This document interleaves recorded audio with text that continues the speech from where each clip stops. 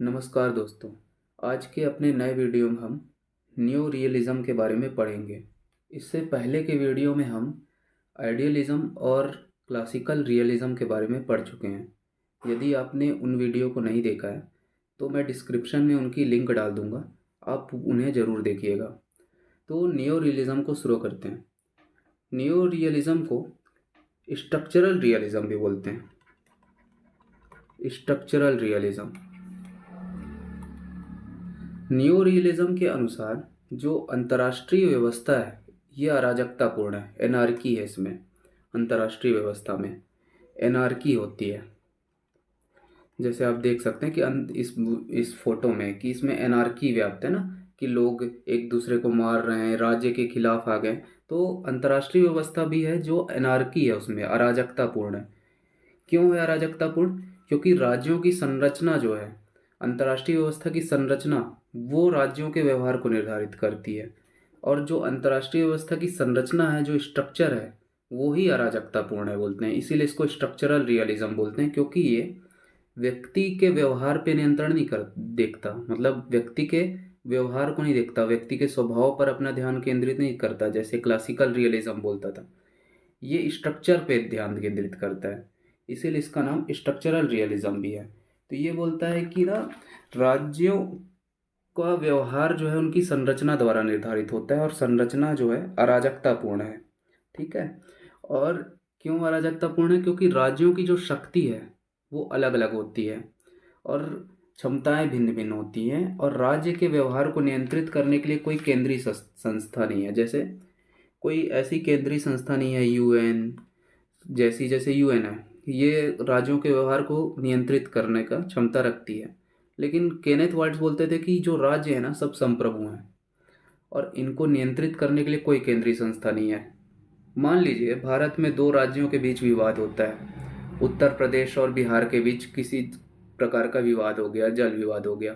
तो इसको हल करने के लिए केंद्रीय संस्था है, केंद्र सरकार है, उच्चतम न्यायालय है। ये इनके व्यवहार को नियंत्रित करेगा, इनके बीच झगड़े को सुलझाएगा। यदि किसी राज्य में बहुत ज़्यादा अराजकता बढ़ गई तो वहाँ पे राष्ट्रपति शासन लगा दिया जाएगा। तो ऐसा करके हम वहाँ की अराजकता को दूर कर सकते हैं। लेकिन अंतर्राष्ट्रीय व्यवस्था में किसी राज्य के व्यवहार को नियंत्रित करने के लिए कोई संस्था नहीं है। जैसे उत्तर कोरिया कुछ अराजकता फैला रहा, तो उसको नियंत्रित करने के लिए कोई संस्था नहीं है, और इसीलिए राज्यों के बीच युद्ध होता है, ऐसा बोलते हैं केनेथ वर्ल्ड्स। अगली बात वो करते हैं कि राज्य ना अपने हितों को पूरा करना चाहता है, मतलब कि हर राज्य अपने इंटरेस्ट को देखता है, सेल्फ इंटरेस्ट ओरिएंटेड होता है राज्य। वो दूसरे राज्यों को नहीं देखता कि दूसरे राज्य का भी भला हो, वो देखते हैं कि मुझे किस चीज़ में अधिक से अधिक लाभ होगा। ठीक है। और राज्य जो है ना, तार्किक व्यवहार करते हैं, और अपने लाभ को अधिकतम करना चाहते हैं, और दूसरे राज्य के लाभ को न्यूनतम करना चाहते हैं, मैक्सिमाइज करना चाहते हैं अपने बेनिफिट को, और हानि को कम से कम रखना चाहते हैं। जैसे राज्य ये देखते हैं कि जो उनका व्यापार हो रहा है किसी देश के साथ, उसमें उनको अधिकतम लाभ हो और हानि न्यूनतम हो। ठीक है। जैसे हमने भारत किसी देश के साथ व्यापार करता है तो उसके यही उद्देश्य होता है कि हमें हानि कम से कम हो। इसीलिए हम चीन का विरोध करते हैं कई बार, क्योंकि चीन से हमको हानि होती है, व्यापार में व्यापार घाटा होता है हमको। तो इसीलिए राज्य ना रेशनल बिहेव करते हैं, वो तार्किक व्यवहार करते हैं, कभी भी इमोशनल नहीं बिहेव करते, ऐसा मानते थे स्ट्रक्चरल रियलिज्म। दूसरी बात ये बोलते हैं कि राज्य ना का प्राइमरी उद्देश्य होता है सर्वाइवल, कि वो सर्वाइवल करना चाहता है, अपनी रक्षा करना चाहता है, सर्वाइवल करना चाहता, उसका उद्देश्य होता है। और प्रत्येक दूसरे राज्य को संभावित शत्रु के रूप में देखता है। संभावित शत्रु, उसको लगता है कि दूसरा राज्य उसे हानि पहुंचा सकता है, इसलिए दूसरे राज्य को वो संभावित शत्रु के रूप में देखता है। और इसी के कारण एक ना सिक्योरिटी डिलेमा,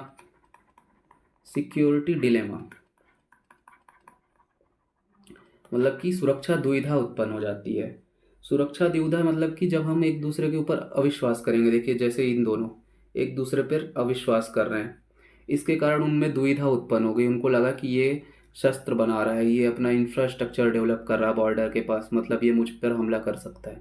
और इस डर में एक राज्य दूसरे राज्य पे हमला कर देता है। तो सिक्योरिटी डिलेमा उत्पन्न हो जाता है और ये युद्ध का कारण बनता है, ऐसा बोलते थे केनेथ वॉल्ट्ज। तो इन्होंने ना, इनका उद्देश्य था कि इसको ना मर्श उद्देश्य था कि राज्य अपनी सुरक्षा, मतलब कि शक्ति को साध्य बोलते थे। मीन्स जो केनेथ वॉल्ट्ज थे उनका अनुसार कि शक्ति केवल साध्य है और सुरक्षा जो है ये एंड है। मतलब कि शक्ति है वो साधन है और सुरक्षा जो है वो साध्य है, एंड है। तो हर राज्य ना अधिक से अधिक सुरक्षा चाहता है, अपनी अपनी सुरक्षा को बढ़ाना चाहता है और इसलिए वो शक्ति का प्रयोग करता है। इसीलिए मर्शाइमर बोलते हैं कि ये रक्षात्मक यथार्थवाद है। जो केनेथ वॉल्ट्ज का यथार्थवाद है, इसको मर्शाइमर बोले कि ये डिफेंसिव रियलिज्म है, क्योंकि इसमें सिक्योरिटी मैक्सिमाइज करना चाहते हैं। और मर्शाइमर बोले कि मेरा जो यथार्थवाद होगा इसको ये होगा ऑफेंसिव ऑफेंसिव रियलिज्म। तो रियलिज्म, मर्शाइमर के यथार्थवाद को ऑफेंसिव रियलिज्म बोला जाता है, क्योंकि ये ना शक्ति बढ़ाने का बात करता है, पावर मैक्सिमाइज करने की बात करता है। मतलब शक्ति ही साध्य है और शक्ति ही साधन है, ऐसा मर्शाइमर बोलता था। और इसीलिए उसके रियलिज्म को आक्रामक यथार्थवाद बोलते हैं, ऑफेंसिव रियलिज्म। केनेथ वॉल्ट्ज की कुछ बुक देखी जाए जो पूछी जाती है एग्जाम में लगातार, उसकी 3-4 बुक ही हैं। पहली बुक है उसकी बहुत जो महत्वपूर्ण है, man the state and war, है ना। दूसरी बुक है थ्योरी ऑफ इंटरनेशनल पॉलिटिक्स, ये बुक बहुत बार पूछी जाती है, इसको आप जरूर याद करिएगा। तो थ्योरी ऑफ इंटरनेशनल पॉलिटिक्स। और तीसरी बुक जो कम पूछी जाती है वो है रियलिज्म एंड इंटरनेशनल पॉलिटिक्स। उसकी 3 बुक्स पूछी जाती हैं आमतौर पे केनेथ वॉल्ट्ज की। एक और थिंकर हैं जो जो यथार्थवाद के हैं, मतलब स्ट्रक्चरल रियलिज्म के एक और thinker, Robert Jarvis. Robert Jarvis, देखो इसको याद करने के लिए जैसे मैं याद करता हूँ, जार्विस जो है ना, एक अगर आप आयरन मैन देखे होगे मार्वल की, तो उसमें आयरन मैन का जो AI था उसका नाम जार्विस था। तो ये इससे याद करिएगा कि जार्विस था। और इस बुक का नाम भी है कि system effect complexity in politics, political and social life. तो ये बोल दीजिएगा कि जो जार्विस का AI था वो बहुत कॉम्प्लेक्स था, बहुत उसमें कॉम्प्लेक्स इंजीनियरिंग की गई थी। तो ऐसे करके आप कुछ याद कर सकते हैं कि रॉबर्ट जार्विस ये है स्ट्रक्चरल रियलिज्म के थिंकर, रॉबर्ट जार्विस। ठीक है। अगला अगला ये बात करता है कि ना 3 प्रकार की व्यवस्था होती है राष्ट्रों के मध्य। एक होती है एक ध्रुवीता, दूसरी होती है द्विध्रुवीता और तीसरी होती है बहुध्रुवीता, मतलब कि मल्टीपोलर सिस्टम। तो इनके अनुसार केनेथ वॉल्ट्स और स्ट्रक्चरल रियलिस्ट बोलते हैं कि जो द्विध्रुवीता है, मतलब 2 महाशक्तियां अगर विश्व में होंगी तो वो ज़्यादा अच्छी होगी। तो ये द्विध्रुवीता को ज़्यादा स्टेबल मानते हैं केनेथ वॉल्ट्स और उनके और थिंकर जो हैं, इन लोग द्विध्रुवीता को अधिक महत्वपूर्ण मानते हैं। ठीक है। अगला है स्ट्रेटजिक रियलिज्म। स्ट्रेटजिक रियलिज्म जो है ना वो थॉमस शेलिंग ने दिया था। थॉमस शेलिंग ने स्ट्रेटजिक रियलिज्म दिया था। उनकी बुक है the strategy of conflict. Thomas shelling की बुक है द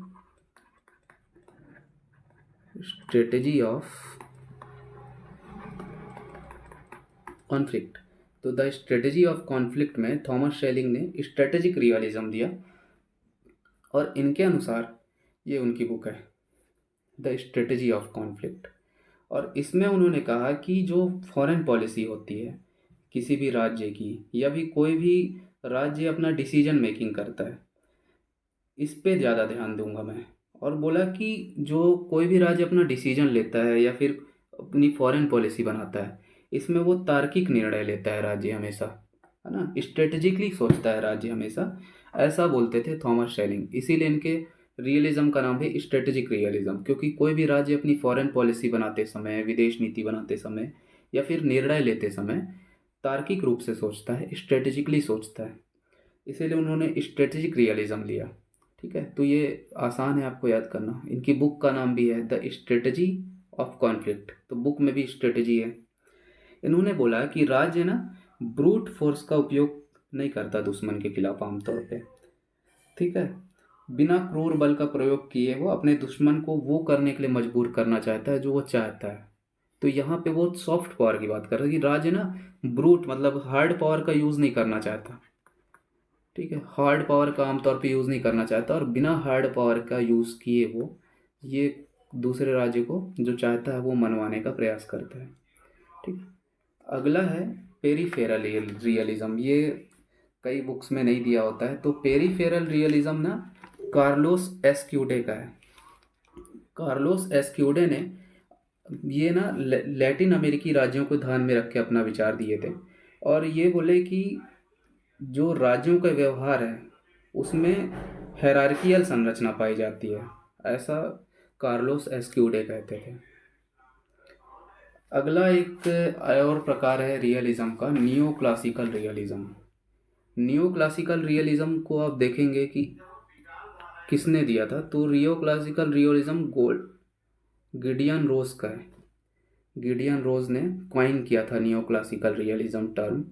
और इसके प्रमुख विचारक कौन है, तो इसके प्रमुख विचारक हैं फरीद जकारिया। फरीद जकारिया ने अपनी बुक लिखी वेल्थ टू पावर। तो फरीद जकारिया और स्वेलर, ठीक है, तो दो थिंकर हैं, फरीद जकारिया और स्वेलर, नियो क्लासिकल रियलिज्म के।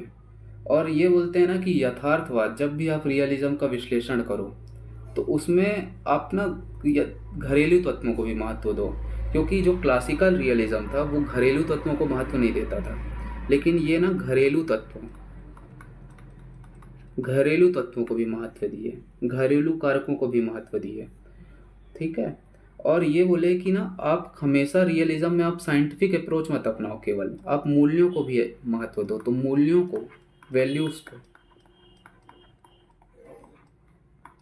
वैल्यूज को पुनः स्थान दिया इन्होंने।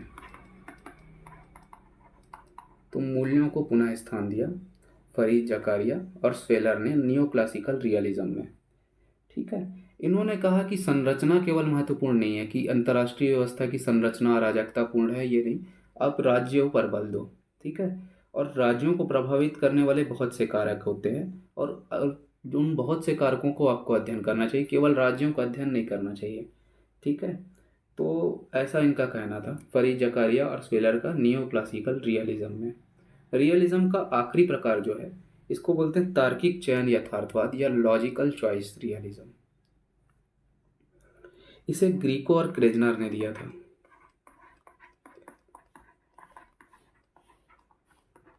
और ग्रीको और क्रेजनर बोलते थे कि राज्य जो है वो लॉजिकल बिहेव करता है, उसका नाम ही है लॉजिकल चॉइस। तो बोले कि राज्य जो है ना लॉजिकल बिहेव करता है, हमेशा लॉजिकल बिहेव करता है, ऐसा ग्रीको और क्रेजनर का कहना था। तो यथार्थवाद के हमने पूरे प्रकार देखे और उसके मुख्य मुख्य विचारक, उनके मुख्य मुख्य जो विचार थे और उनकी बुक्स। तो सवाल यहीं से आता है, और आप इसको बढ़िया से कई बार रिवाइज कर लीजिएगा, इससे ही सवाल आएगा। और यहाँ पे कई सवाल आते हैं, जैसे मल्टीपल चॉइस क्वेश्चन आता है कि थिंकर दे दिए होते हैं, उनकी बुक्स दे दी होती हैं, उनको मिलाओ। या फिर मुख्य विचार आते हैं कि 1 2 3 इनमें से कौन सा सही है। तो इसको अगर आप अच्छे से जान लेंगे तो आपके लगभग सभी क्वेश्चन सही हो जाएंगे। तो धन्यवाद, आप बने रहिए हमारे साथ। वीडियो को अधिक से अधिक शेयर करिए, क्योंकि मैं रोज़ वीडियो लेके आऊँगा आपके लिए। और दिसंबर के नेट में या फिर जब भी आप